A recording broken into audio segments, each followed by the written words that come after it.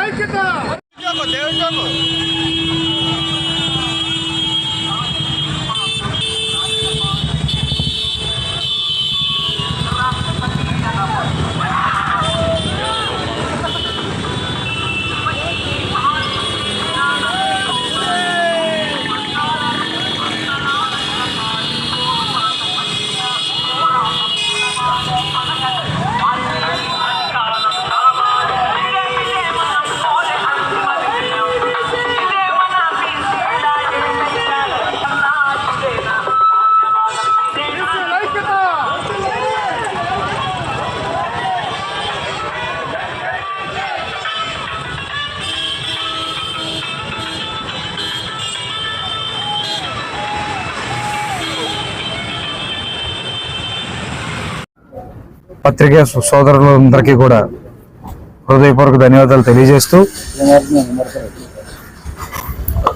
మా ఆహ్వానాన్ని మన్నించి వచ్చిన ప్రతి పత్రికా సోదరుడికి హృదయపూర్వక ధన్యవాదాలు తెలియజేస్తూ, ఈరోజు ప్రెస్ మీట్ పెట్టుకోవడానికి ముఖ్య ఉద్దేశం ఏమిటంటే, రాష్ట్ర అధ్యక్షులు జాతీయ బీసీ సంక్షేమ సంఘం అధ్యక్షులు లాక వెంగళరావు యాదవ్ గారు శ్రీకాకుళం జిల్లాలో మొదలుపెట్టిన రథయాత్ర ఈరోజు రాజమహేంద్రవరానికి చేరుకోవడం జరిగింది. సమయభావం తక్కువ ఉన్నప్పటికీ కూడా ఈరోజు ప్రెస్ మీట్ అనగానే బీసీ సోదరులందరూ కూడా ఈరోజు అందరూ కూడా వచ్చి ఈ రథయాత్రకి సంఘీభావంగా తెలపడం చాలా ఆనంద పరిణామంగా భావించాలి.